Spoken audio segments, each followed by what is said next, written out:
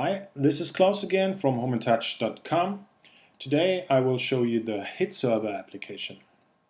In the last video we covered the Hit Editor app, which is an universal tool for the system builder to create bots, to integrate external hardware and software to the system. The bots get stored into the HitBots folder. From this folder the HitServer application will import all the bots. So let's start the application. The bots get imported and the macros as well. You get this pop-up window in the pre-release version, which will tell us that this version will run till the end of the year. Okay, let's confirm that. So we've got the HitServer main window. In the menu we see the imported bots. Let's choose the Jira bot, and this form called bot phase is the form to configure the settings for the bot. So here we have the IP address of the home server, the KO gateway, the key and the group address type.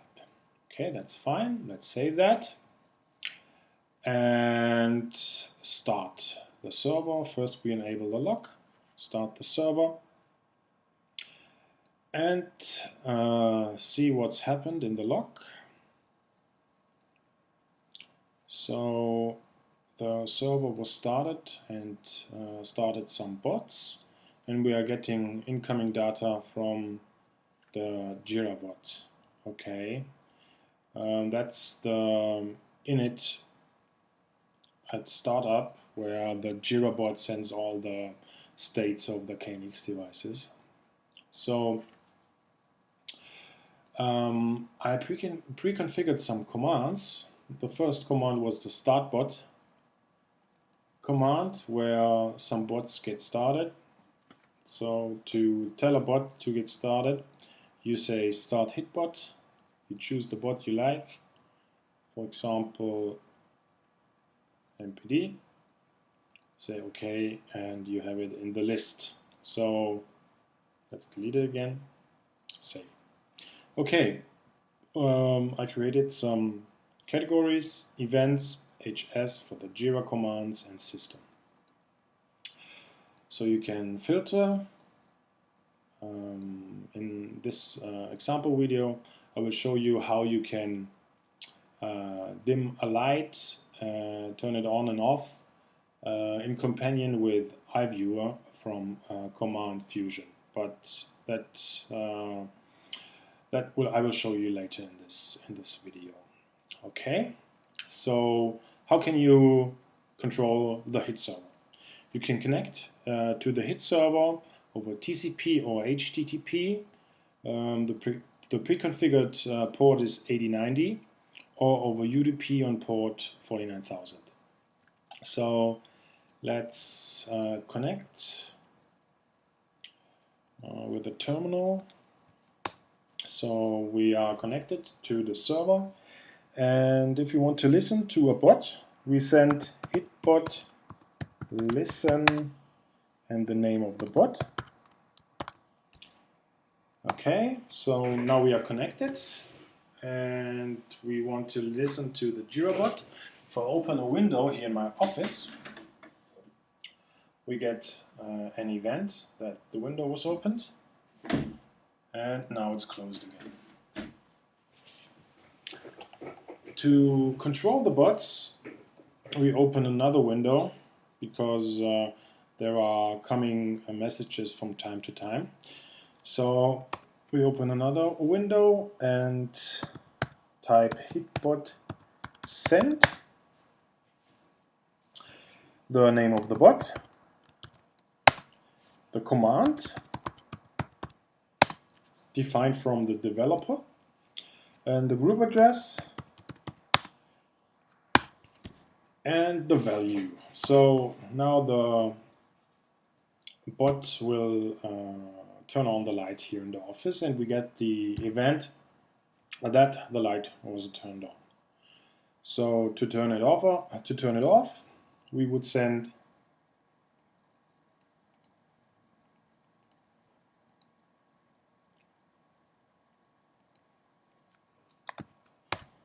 so as you can see, when you connect to the server, you can control the bots with the commands defined from the developer, from a web client, for example, or a desktop application,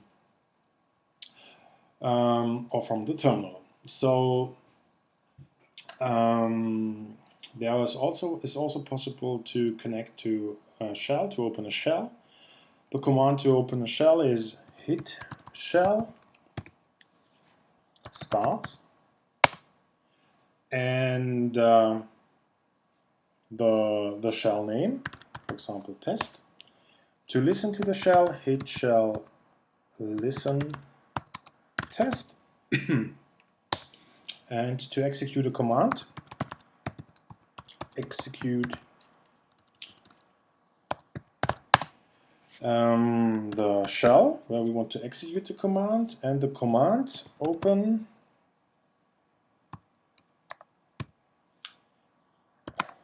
example to open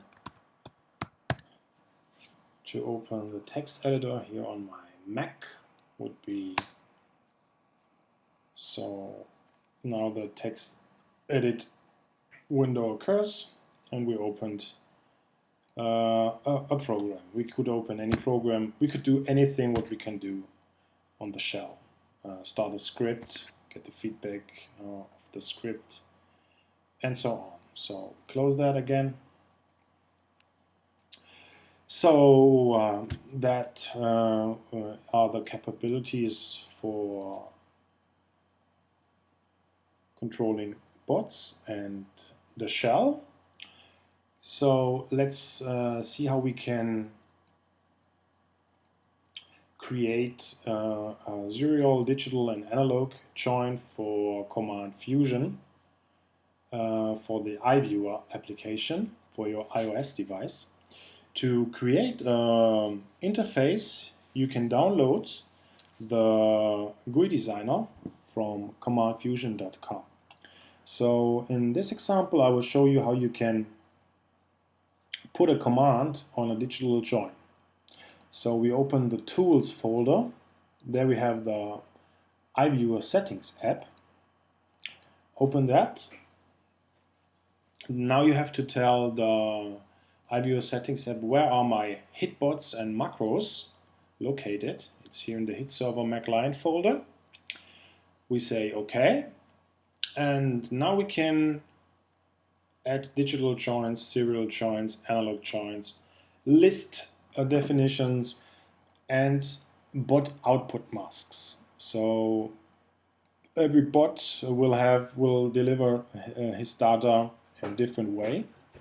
So we can tell here the app how the data will come into the mother server, into the hit server. So I already prepared a file, so we load this file. So here we got digital join, which has got the number 2300, which is defined in the iViewer GUI designer. You can find informations on their wiki on commandfusion.com. This is a toggle. We want to turn the light on and off, and we choose the commands which we have created here in the macros editor. So to turn a light on, we choose the on command, and to turn the light off, we choose the off command. And to get the feedback, we have to tell the application, okay, on which group address do we have to match the feedback. So the feedback for this light will come from 416. You can see how the feedback is coming. It's called HS event, the group address, double dot, space, and the value. Okay, so this join is fine. to separate the key from the value, we have configured the bot output mask. So in this case, we have defined a delimiter, that's the double dot and a space. We trim all the rest, and we have an on value and an off value for the digital join. Okay, so that's fine. So this digital join should turn on the light in the living room, in the dining room, and turn it off. So this should work. And we have a serial join with the number 2540. We have an event, and this serial join will match the value for this event and displays a temperature. Okay, and we have an analog join, which is a slider. This slider has the join number 2500. It gets its feedback over the HS event 419, and the scaling is 0 to 100, and it's decimal, not a hex value. So, and to trigger the action, we send the command to dim the light in the dining room. Okay, that's fine too. I have to show you how to send the slider value. It's configured here in the macros editor. So with this placeholder, we send the value from the iViewer.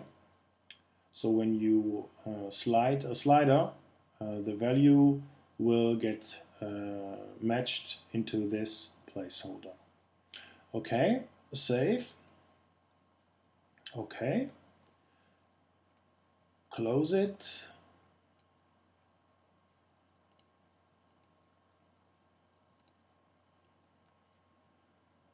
Close the application, and now I will load the GUI file. The GUI file can be stored here in the web server configuration, so you can choose a path where you have your GUI files. That can be several GUI files, and you say OK.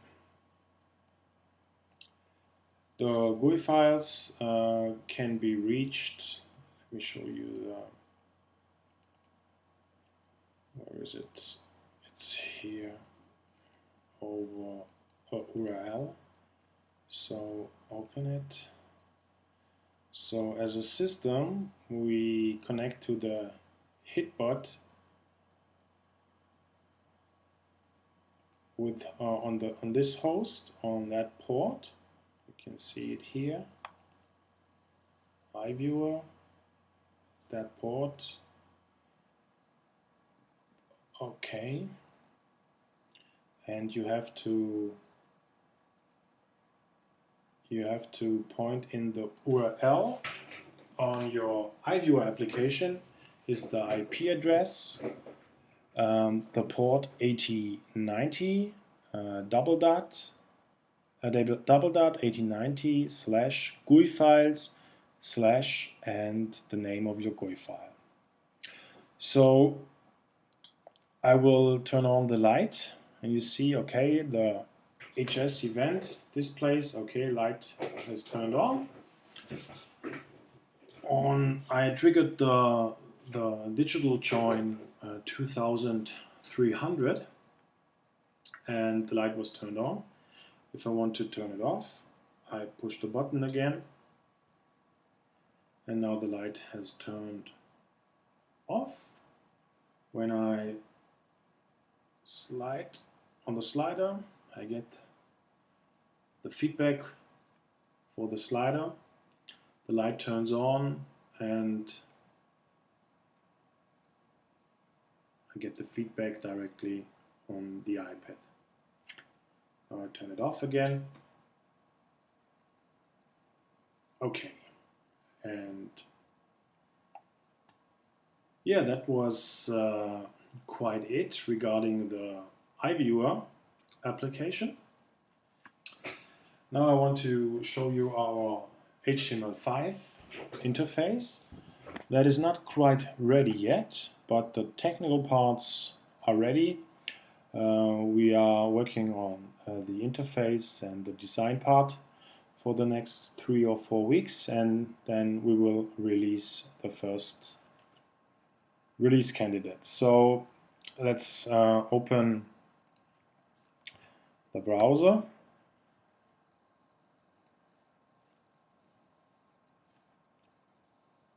And type in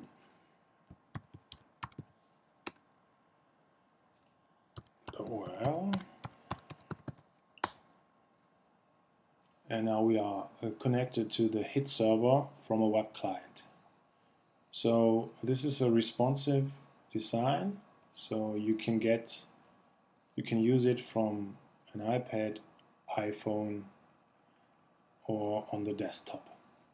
So the design will be totally different. This is only a demo at this stage. So to turn on a light, we can trigger the command here and we see, okay, this was the office light. Turn it off again and turn it on. If I turn it off from the switch here in my office, you can see it's bi-directional, and now it's off and the button state is changing. You can dim lights as well, and if I want to drive the shutter here in the office, I drive it down and you will get the feedback on the slider position as well.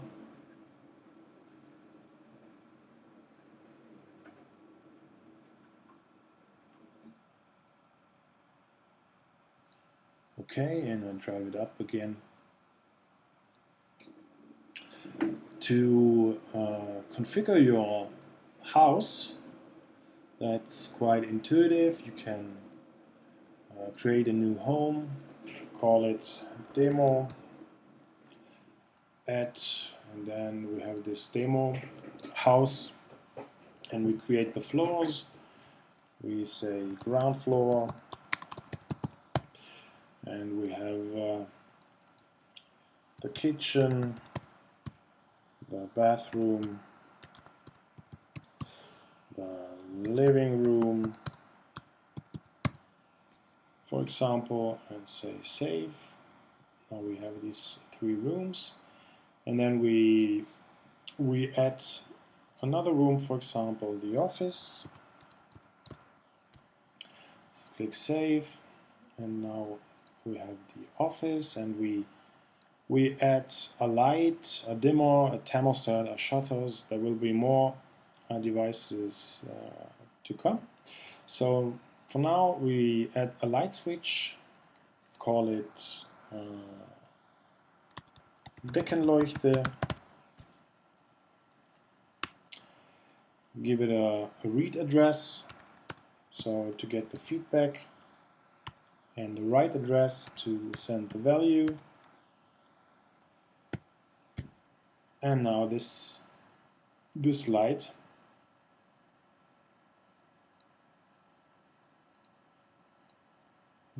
should work. So let's see if it's working. And now I can see, okay, the light has turned on and the light is off. So, and the nice thing about the HTML5 interface is that you can use it with every browser enabled phone or tablet or desktop. So let's go back to the default house. So here we have the media part. That's also getting the data from the XBMC bot. So let's jump to the movies section. You get all the movies you have in the database. This is working on an iPad, on an iPhone really well. So, and you see it's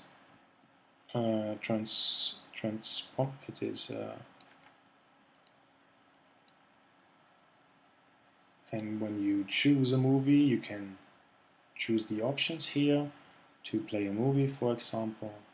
You can see what's playing. If I bring up XBMC and choose a movie, for example, you will see how fast the HTML5 interface is getting the information.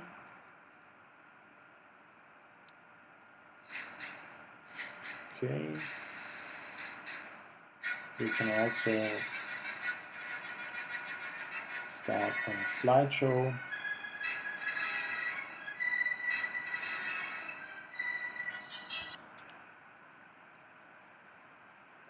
For example, my favorite one, which you might have seen before. We have to implement a search for here.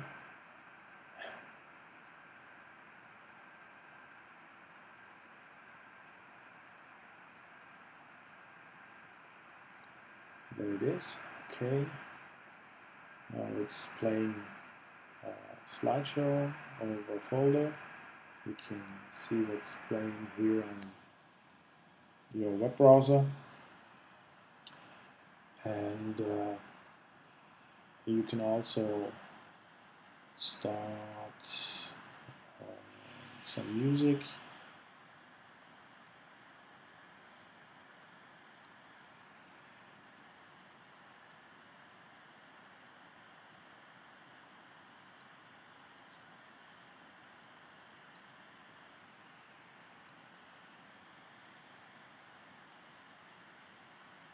It didn't start. Let's check why.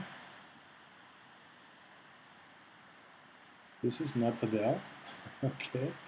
Let's try. Okay, no data. Coldplay was fine, but why didn't it play? So maybe we choose. Okay.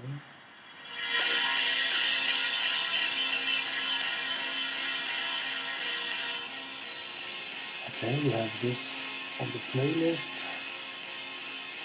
We can start picture album again.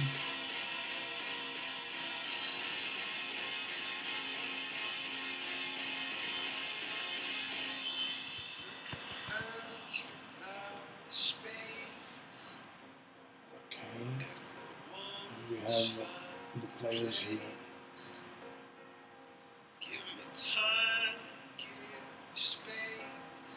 So this works well. We have TV shows.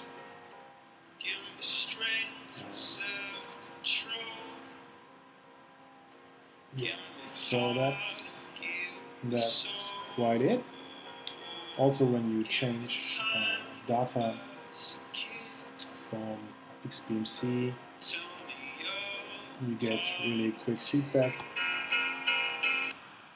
So I'll stop the music, nothing's playing, and play some other stuff. Example, this one, and then you should get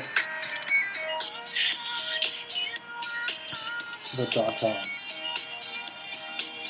which you don't get at the moment. Oh, I have to jump to the audio section. Okay, so that works as well. So let's stop that. And the next step, so this will be some kind of standard UI which is available from the HitServer. and if you have the skills to change it with JavaScript, you are welcome to. We have another solution in our plans. This is the HitPanelDesigner. So I will show you a quick example. So the HitPanelDesigner is a design tool to create individual interface, so that you can create any interface you like. You will have two options, export to HTML5 option, so that you have this design you have created here in the web browser, or an option to run it as a full screen application on your Mac, Windows or Linux machine. So let's quickly create a design. We choose a background.